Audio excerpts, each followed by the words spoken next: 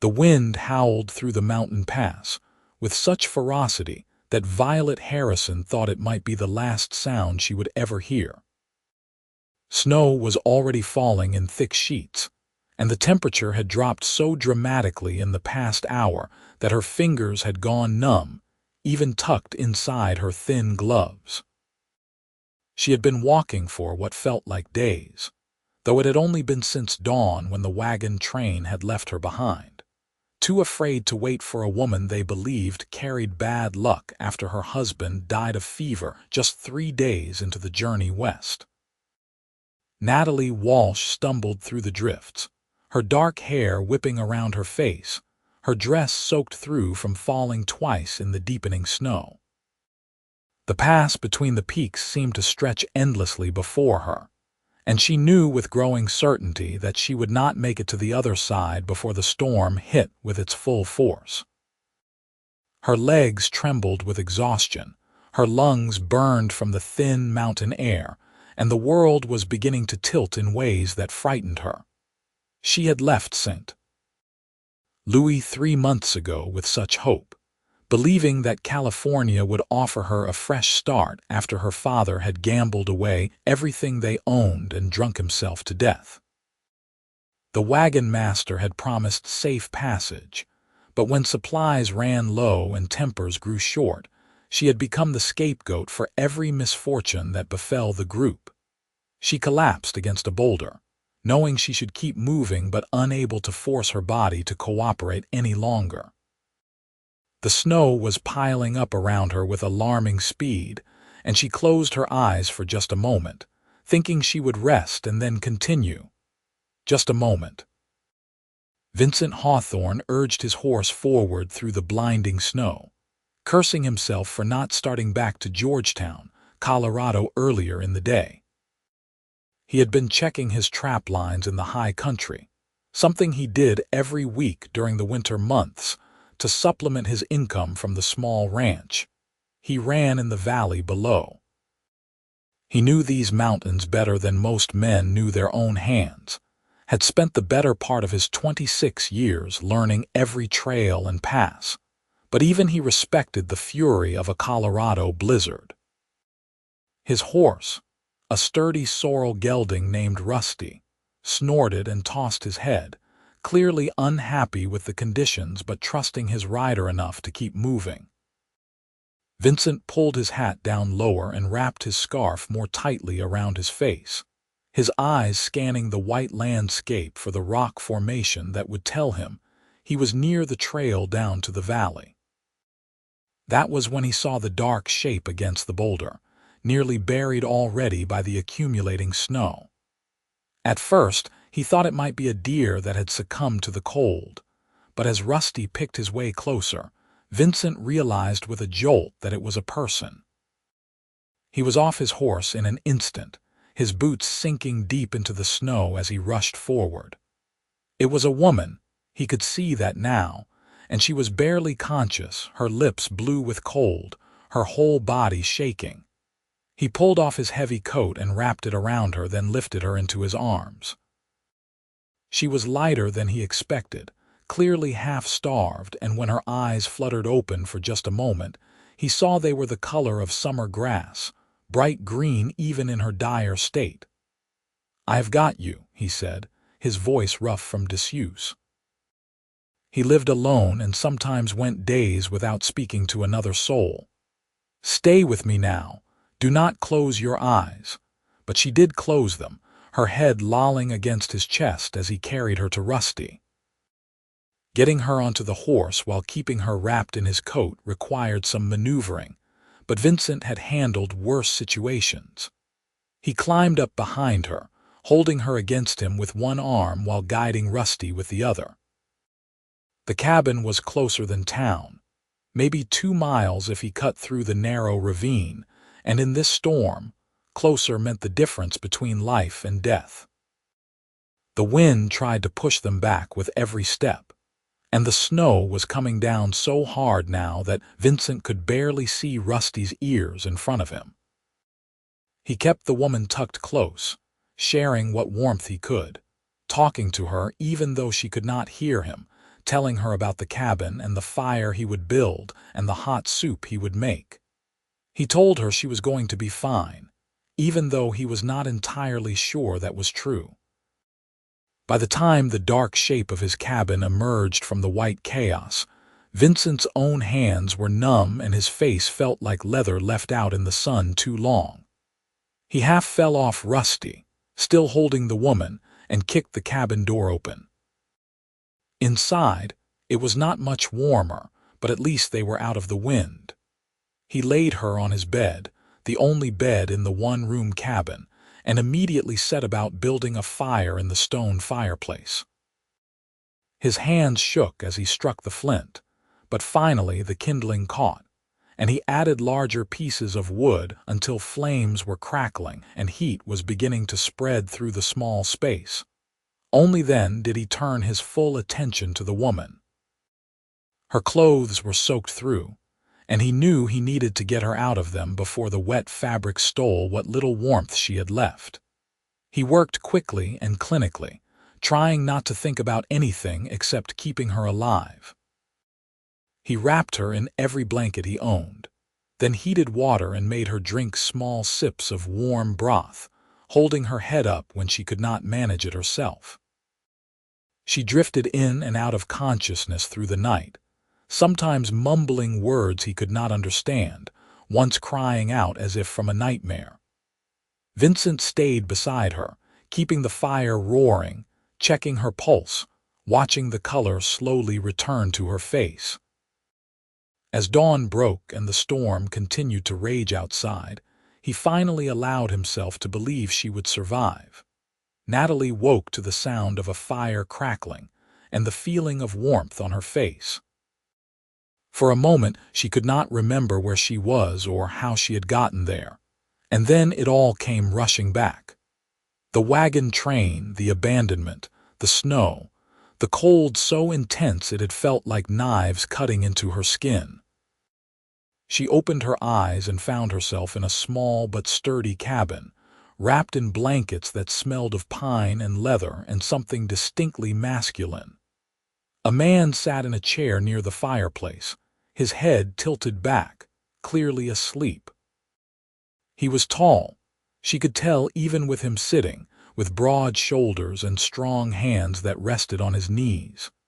His hair was dark brown, almost black, and fell past his collar in waves that suggested he cut it himself without much concern for style. His face was weathered in the way of men who spent their lives outdoors, with lines around his eyes and a jaw that looked like it had been carved from the same granite as the mountains outside. He was handsome in a rough, unpolished way that made her heart do something unexpected in her chest. She must have made a sound because his eyes opened, and she found herself looking into eyes the color of a winter sky, clear blue-gray and startlingly direct. He sat forward immediately, suddenly alert. "You are awake," he said, and there was relief in his voice. "How do you feel?" "Cold," she managed to say, though in truth she was warmer than she had been in days. "Tired. That is to be expected. You were nearly frozen when I found you." He stood and moved closer, and she noticed he walked with a slight limp favoring his left leg. "I am Vincent Hawthorne. This is my cabin. You are safe here." "Natalie Walsh," she said. "Thank you, you saved my life. Any decent person would have done the same." He poured water from a pot near the fire into a tin cup and brought it to her. "Drink this slowly. When did you last eat?" She had to think about it. 2 days ago, maybe 3. The wagon train left me in the pass. They said I was bad luck. Something dark flashed across Vincent's face. "They left you to die. What kind of wagon train abandons a woman alone, the kind that is running low on supplies and looking for someone to blame?" She took a sip of the water, grateful for its warmth. "My husband died of fever at the start of the journey. After that, everything that went wrong was somehow my fault. A wagon wheel broke. I was blamed for standing too close. Someone's child got sick. I must have cursed them. It was easier to leave me behind than to share rations with someone they had decided was cursed." Vincent's jaw tightened. Your husband died and they treated you like that. He was not really my husband, Natalie admitted, surprised at her own honesty. We married 3 days before the wagon train left St. Louis. I barely knew him. He needed a wife to join the train, and I needed to get away from Missouri. It was supposed to be an arrangement that would work for both of us until we reached California. Then he got sick. I am sorry, Vincent said, and she could tell he meant it. Rest now. The storm is still going strong outside. You will stay here until it is safe to travel. Over the next 2 days, the storm continued to pummel the mountains with a fury that kept them trapped inside the cabin. Natalie regained her strength slowly, and as she did, she found herself fascinated by the man who had saved her. Vincent was quiet by nature, she learned, comfortable with silence in a way that suggested he had spent a lot of time alone. But when he did speak, his words were thoughtful, and his voice had a quality that made her want to keep listening. He told her about his ranch in the valley, the herd of cattle he was building, the way the mountains looked in summer when the wildflowers bloomed across the meadows. He had come to Colorado 5 years ago from Texas, looking for land of his own after spending his youth working other men's ranches. He had bought 200 acres for almost nothing because the previous owner had given up after a harsh winter, and he had slowly built it into something that could sustain him. It is not much yet, he said as they sat by the fire on the second evening, eating beans and cornbread he had cooked. But it is mine. No one can take it from me or tell me what to do with it. That must be a good feeling, Natalie said. I have never owned anything. Everything I had belonged to my father, and then he lost it all. What will you do now? Vincent asked. Were you planning to meet someone in California? No.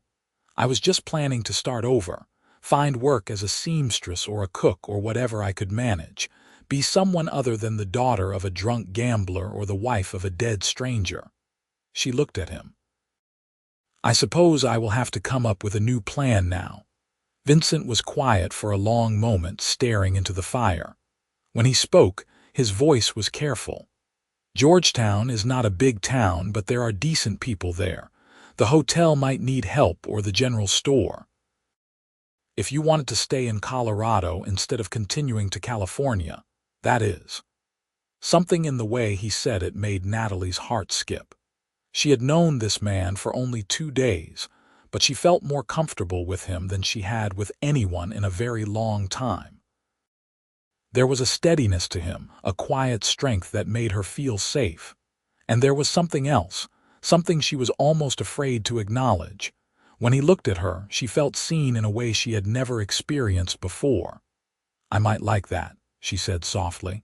Staying in Colorado. The storm finally broke on the 3rd day, leaving the world outside transformed into a landscape of pristine white. The snow had drifted as high as the cabin windows in some places, and the trees were so heavily laden they looked like they might snap under the weight. Vincent had to dig them out before they could even open the door, but by afternoon the sun was shining brilliantly, and the sky was such a deep blue it almost hurt to look at it. We can head down to town tomorrow, Vincent said. The trail will be easier to follow after the snow settles a bit more. Georgetown is about 8 miles from here. And your ranch? Natalie asked. Another 5 miles past town in the valley. He glanced at her. I need to check on my cattle, make sure they weathered the storm. I have a hired man, Joe, who looks after things when I am gone, but after a storm like this, there is always work to be done. I could help, Natalie offered. I mean, if you needed an extra pair of hands, I am stronger than I look. Vincent smiled then, a real smile that transformed his serious face into something warm and open. I do not doubt that. Anyone who survived what you survived has strength to spare. They left at dawn the next morning with Natalie riding behind Vincent on Rusty, her arms wrapped around his waist. She tried not to think about how solid he felt, how safe she felt pressed against him, but it was impossible not to notice. The trail down the mountain was treacherous with ice and snow, but Vincent navigated it with the confidence of someone who had ridden it 1,000 times. They stopped once to rest the horse and eat the cold cornbread Vincent had packed, standing in a clearing that offered a view of the valley below. "There," Vincent said, pointing. "That is Georgetown, and if you look past it where that line of trees runs along the creek, that is my land." Natalie could see smoke rising from chimneys in the town, could make out the shapes of buildings and streets. It looked small but established, the kind of place that might welcome someone looking to start fresh. Beyond it, the valley stretched out in white magnificence, and she tried to imagine what it would look like in spring when the snow melted and the grass turned green. They reached Georgetown by mid-afternoon, and the town was exactly as Natalie had pictured it. One main street with a hotel, a general store, a saloon, a church, and various other businesses. People were out shoveling snow and going about their business, and several waved to Vincent as they rode past. He stopped at the hotel, a 2-story building with a sign that read Morrison Hotel. "Wait here," Vincent said, helping Natalie down from the horse. He went inside and was gone for perhaps 10 minutes before returning with a woman who looked to be in her 50s, plump and kind-faced with gray streaks in her brown hair. "This is Mrs. Morrison," Vincent said. "She owns the hotel. I explained your situation, and she has agreed to give you a room and meals in exchange for help with cooking and cleaning." Mrs. Morrison looked Natalie up and down with sharp but not unkind eyes. "You look like you have been through it, dear. Vincent tells me you were abandoned by your wagon train. Shameful, absolutely shameful. Well, you will be safe here. I can always use help, especially now that my daughter got married and moved to Denver. Can you cook?" "Yes, madam," Natalie said. "And I can sew and clean and whatever else you need." "Good. Come with me and I will show you your room. It is small but clean, and you will have it to yourself."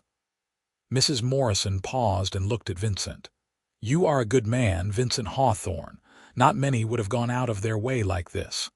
Vincent looked uncomfortable with the praise. "I will check on you in a few days," he said to Natalie. "Make sure you are settling in all right." "Thank you," Natalie said, and she meant it with everything she had. "For everything." He nodded, put his hat back on, and climbed back onto Rusty. Natalie watched him ride away, feeling an unexpected sense of loss as he disappeared around a corner. She barely knew him, she reminded herself. 3 days in a cabin did not mean anything, but as she followed Mrs. Morrison inside, she could not stop thinking about his clear blue-gray eyes and the way he had looked at her like she mattered. The next few weeks fell into a rhythm that was both exhausting and comforting. Natalie worked hard for Mrs. Morrison, cooking meals for the hotel guests, washing linens, scrubbing floors, anything that needed doing. The work was honest, and the older woman was fair, even kind, often sitting with Natalie in the evenings to teach her how to make bread the way the miners liked it or how to patch sheets so the mending would not show. The other townspeople were welcoming enough, though some were clearly curious about the mysterious woman Vincent Hawthorne had brought down from the mountain. Vincent did come to check on her, 3 days after bringing her to town, and then again a week later. Each time, Natalie found herself ridiculously happy to see him, and each time their conversations lasted a little longer. He told her about life on the ranch, about the challenges of keeping cattle alive through harsh Colorado winters, about his dreams of expanding his herd and building a bigger house. She told him about her childhood in St.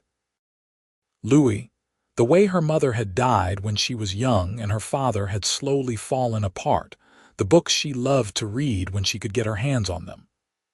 "I have some books at the ranch," Vincent said during his second visit, as they sat in the hotel dining room over coffee. "Nothing fancy, but you are welcome to borrow them if you like." "I would like that very much," Natalie said, and then, gathering her courage, "maybe I could come out to the ranch sometime. See this place you have been telling me about." Something shifted in Vincent's expression. A flash of pleasure followed quickly by uncertainty. "It is not much to look at. Just a small house and a barn and a lot of open land." "I am sure it is wonderful," Natalie said. "And I meant what I said about helping if you need it. I am good with animals." So the following Sunday, Vincent came to collect her, and they rode out to the ranch together. Natalie had borrowed a horse from the livery stable, a gentle mare named Belle, and it felt good to be riding again. The valley was beautiful even in winter, with the mountains rising on all sides like protective walls and the creek running through Vincent's land, its surface frozen but clearly defined by the snow-covered banks. The house was small, as Vincent had said, built of logs with a stone chimney and a covered porch. But it was solid and well made, and when they went inside, Natalie could see the care Vincent had put into it. The main room served as kitchen and living area, with a bedroom built off to one side and a loft above for storage. Everything was neat and organized, from the dishes stacked on the shelves to the firewood arranged beside the hearth. "You have made a good home," Natalie said, and she meant it. "You should be proud." "It is lonely sometimes," Vincent admitted, and then looked surprised that he had said it out loud.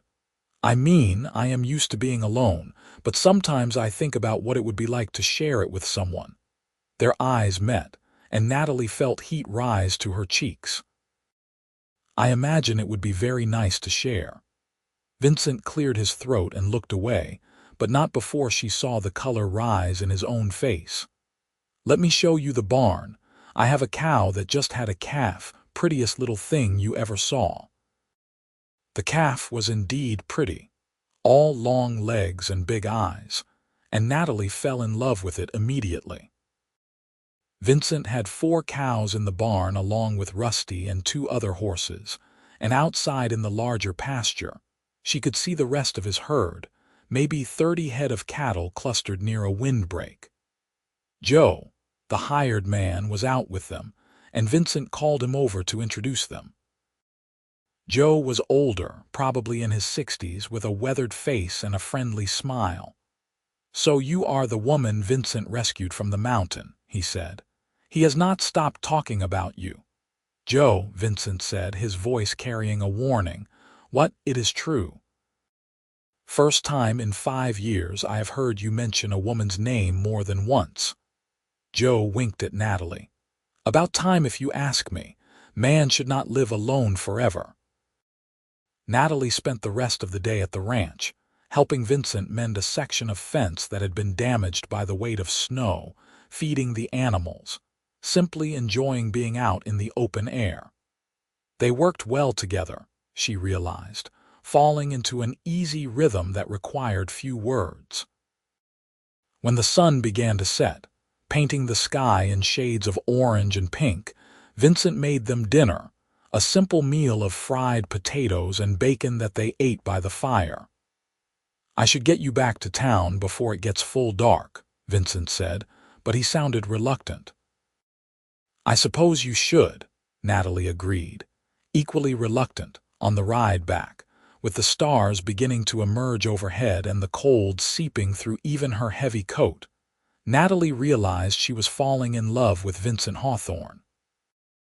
It was a quiet kind of falling, not the dramatic passion she had read about in novels, but something deeper and more solid. She loved his steadiness, his kindness, the way he cared for his animals and his land. She loved the way he looked at her like she was something precious, and the way he listened when she talked like her words actually mattered. The question was, did he feel the same way? Winter slowly gave way to early spring, and Natalie's visits to the ranch became a regular occurrence. Every Sunday, Vincent would come to collect her, and they would spend the day working side by side, talking about everything and nothing, learning each other in the way that people do when they are building something real. The attraction between them was undeniable, a current that ran beneath every conversation, every accidental touch, every long look. But Vincent never pushed, never presumed, and Natalie appreciated his restraint even as she wished he would just kiss her already. It finally happened on a warm April afternoon when the snow had mostly melted and the first wildflowers were beginning to bloom in sheltered spots. They were walking along the creek, watching the water rush by, swollen with snowmelt, when Natalie stumbled on a slick rock. Vincent caught her, his hands strong and sure on her waist, and suddenly they were standing very close, her hands on his chest, his eyes searching her face. "Natalie," he said, her name like a prayer. "I have been wanting to tell you something for weeks now, but I was not sure if you would want to hear it." "Tell me," she said, her heart pounding so hard she was sure he could feel it. "I am falling in love with you." "Hell, I think I fell in love with you that first day when I found you in the snow and you opened your eyes and looked at me like I was your salvation. I know it is fast, and I know you have been through so much, and I do not want to push you into anything. But I had to tell you because keeping it inside was killing me." "Vincent," Natalie said, and she was smiling so wide her face hurt. "I love you too. I have for weeks. I was just waiting for you to say something." He laughed, a sound of pure joy, and then he was kissing her, his lips warm and firm against hers, his arms pulling her close. Natalie melted into him, her hands sliding up to tangle in his hair, kissing him back with all the emotion she had been holding inside.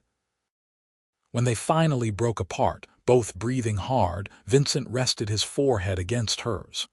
"Marry me," he said. "I know it is soon, but I do not see the point in waiting when I know what I want. I want you here with me, sharing this life I am building. I want to wake up next to you every morning and fall asleep holding you every night. I want to build a future with you, have children if you want them, grow old watching the seasons change over these mountains. Say yes, Natalie. Please say yes." "Yes," she said, laughing and crying at the same time. "Yes, Vincent. I will marry you." They were married 3 weeks later in the small church in Georgetown, with Mrs. Morrison and Joe and half the town in attendance. Natalie wore a dress that Mrs. Morrison had helped her sew from fabric. Vincent had bought at the general store, simple but pretty, the color of cream with lace at the collar. Vincent wore his best suit, the one he had bought in Denver 2 years ago and had worn exactly once, and he looked so handsome that Natalie's breath caught when she saw him waiting for her at the altar. The ceremony was short but meaningful, and when the preacher pronounced them husband and wife, Vincent kissed her with a tenderness that made Natalie's heart swell. They held a small reception at the hotel, with food and music and dancing, and Natalie had never been happier in her entire life. This man, this good, strong, steady man, was her husband. This life, here in this beautiful valley surrounded by mountains, was her life now. That night, Vincent carried her over the threshold of the ranch house, which was now her home too, and set her down gently in the middle of the main room. He had cleaned everything until it shone, had picked wildflowers and put them in a jar on the table, had clearly put thought and care into making it special for her. "Welcome home, Mrs. Hawthorne," he said, and the name sounded so right that Natalie wanted to cry. "I am home," she agreed, and then she pulled him down for a kiss that led to more kisses, and they moved to the bedroom where Vincent made love to her with such gentleness and passion that Natalie knew she had made the right choice. This was where she was meant to be. With this man in this place, building a life together. The months that followed were the happiest Natalie had ever known. She threw herself into life on the ranch, learning everything she could about raising cattle and managing a homestead. She planted a garden and tended it carefully, watching with delight as vegetables began to grow. She helped Vincent repair the roof on the barn, learned to milk the cow, even tried her hand at branding cattle during the spring roundup. She was not very good at it, but Vincent never laughed at her efforts, only encouraged her and taught her patiently. In the evenings, they would sit on the porch and watch the sun set over the mountains, talking about their dreams for the future. Vincent wanted to expand the herd, maybe get some sheep as well. He wanted to build a bigger house, something with multiple bedrooms and a proper parlor. Natalie wanted to learn to ride better, to explore more of the mountains that surrounded them. She wanted to have children, lots of them, to fill the house with noise and laughter. "How many is lots?" Vincent asked, his arm around her shoulders, her head resting against his chest. "I do not know. 4, 5, Natalie tilted her face up to look at him. "Is that too many?" "Not if they all have their mother's green eyes and stubbornness," Vincent said, kissing her forehead. "I think 5 sounds just about perfect." As summer turned to fall and fall back to winter, Natalie realized she was pregnant. She told Vincent one evening as they were getting ready for bed, suddenly nervous that maybe it was too soon, maybe they should have waited longer.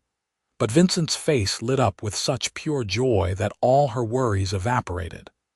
"A baby," he said, wonder in his voice.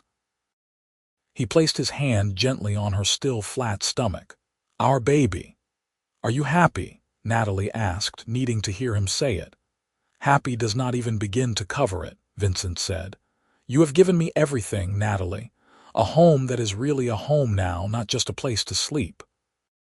A reason to build something bigger than just myself. And now a child. I do not know what I did to deserve you, but I thank God for that storm every single day."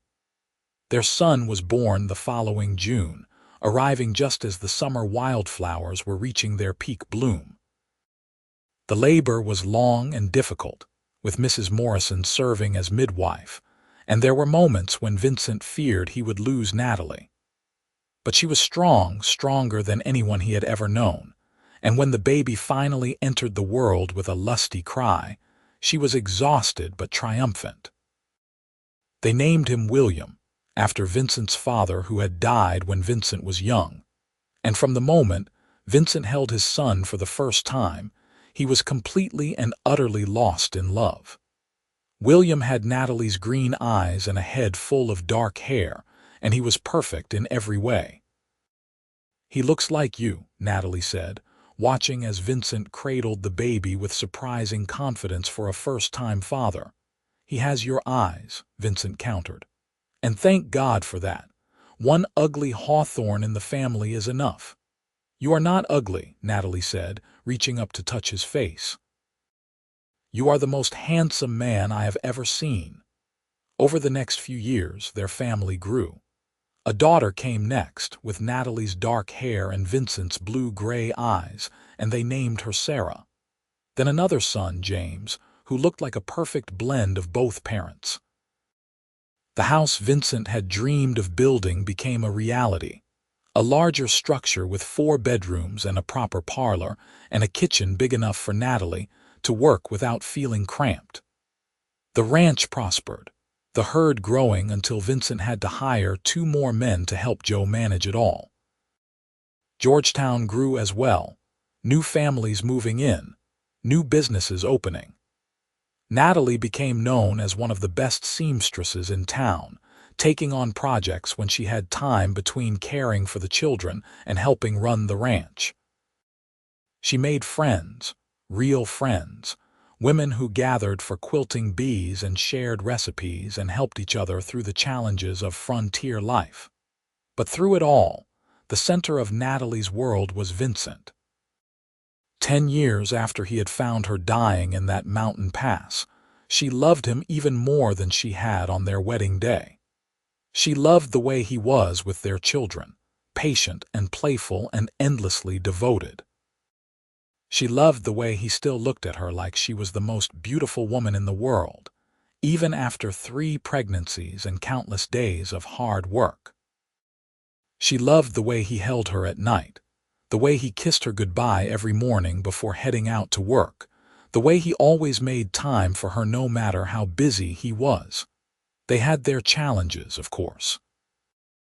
There was the winter when disease swept through the herd and they lost 1/4 of their cattle. There was the year the creek flooded and damaged the barn. There was the time little James broke his arm falling out of a tree, and they spent a terrified week worried about infection. But they faced everything together, supporting each other, their love the foundation that held everything else up. On a warm September evening, 15 years after Vincent had rescued Natalie from the storm, they sat on the porch of their home watching their children play in the yard. William was 15 now, already as tall as his father and talking about wanting to start his own ranch someday. Sarah was 13, beautiful and fierce and determined to become a teacher. James was 11, happiest when he was working with the horses. And there were 2 more now, twin girls named Emma and Grace, 7 years old and impossible to tell apart. "You ever think about that day in the pass?" Vincent asked, his hand finding Natalie's. "What would have happened if I had not found you?" "No," Natalie said firmly. "I do not think about that because it did not happen. You did find me. You saved me. And you have been saving me every day since." "I think you have that backwards," Vincent said. "You are the one who saved me. I was just existing before you came into my life, going through the motions. You made everything mean something." Natalie leaned her head on his shoulder, watching the sun paint the mountains in shades of gold and orange. "We saved each other then. That seems about right." "That seems perfect," Vincent agreed, and he kissed the top of her head. They sat there as the stars began to emerge, their children's laughter filling the air, the mountains standing eternal watch around them. Natalie thought about how close she had come to dying in that blizzard, how easily her story could have ended in that frozen pass. But instead, she had been given this life, this love, this family. She had been given Vincent, who had found her before the storm could bury her alive and had given her a reason to live. The years continued to pass, measured in seasons and harvests, in children growing and grandchildren arriving. William married a girl from town and started his own ranch on land adjacent to Vincent's. Sarah became the teacher she had always wanted to be, running the schoolhouse in Georgetown. James took over the day-to-day operations of the ranch as Vincent grew older, though Vincent never stopped working entirely. The twins both married as well. Emma to a banker from Denver and Grace to a rancher from the next valley over. Vincent and Natalie grew old together, their hair turning gray, their bodies moving a bit slower but their love never diminishing. They celebrated 40 years of marriage surrounded by children and grandchildren, a party that lasted 2 days and filled the house with so much joy that Natalie thought her heart might burst from it. "Not bad for a woman who was left to die in the snow," she said to Vincent that night as they prepared for bed, both of them exhausted but happy. "Not bad for a lonely cowboy who did not know what he was missing," Vincent replied, pulling her close. "I love you, Natalie Hawthorne. I have loved you from the moment I found you, and I will love you until I take my last breath." "And beyond that," Natalie said, kissing him. "We will love each other beyond that." They lived to see their grandchildren grow, to welcome great-grandchildren into the world. The ranch that Vincent had started with nothing but determination, and 200 acres had become one of the most successful in the region, a legacy that would continue through generations. The house was always full of family, especially on Sundays when everyone gathered for dinner, the table extending with extra boards to accommodate everyone. Vincent passed away in his sleep at the age of 82, with Natalie beside him as she had been for 56 years. It was peaceful, the doctor said, his heart simply stopping as he slept. Natalie held his hand and whispered that she loved him, and though the grief threatened to overwhelm her, she found comfort in knowing that they had been blessed with a long and beautiful life together. She lived another 5 years, long enough to see William's grandson take over the ranch, long enough to attend Sarah's retirement celebration from teaching, long enough to rock her newest great-great-grandchild to sleep. And on a winter evening, with snow falling gently outside and her family gathered around her, Natalie closed her eyes for the last time, a smile on her face as she thought of Vincent waiting for her. They buried her beside him on a hill overlooking the ranch, where the mountains rose magnificently on all sides and wildflowers bloomed in summer. The gravestone read, "Vincent and Natalie Hawthorne, together forever." And beneath that, he found her in the storm. She gave him a home. They built a life of love. The family gathered there every year on the anniversary of their deaths, bringing flowers and telling stories about the couple who had started it all. The younger generations heard about how Vincent had rescued Natalie from certain death, how they had fallen in love, how they had built the ranch from almost nothing. The story became legend, passed down through the years, a reminder that sometimes the worst moments of our lives can lead to the greatest blessings. And in the house that Vincent built, the house that had sheltered so much love and life, his great-great-grandson lived with his own young family, raising cattle on the same land, looking up at the same mountains. The legacy continued, generation after generation, but it all traced back to that moment in 1875, when a cowboy found a dying woman in a mountain pass and decided to save her. Everything they had built, everyone who came after, existed because of that choice, that moment when Vincent Hawthorne rode through a blizzard and found the woman who would become his whole world. The mountains stood eternal, keeping watch over the valley, over the ranch, over the family that had grown from one man's kindness and one woman's strength. And if you listened carefully on winter nights when the wind howled through the passes, some said you could still hear the echo of hoofbeats, a rider making his way home through the snow, never alone anymore, forever accompanied by the love that had saved them both.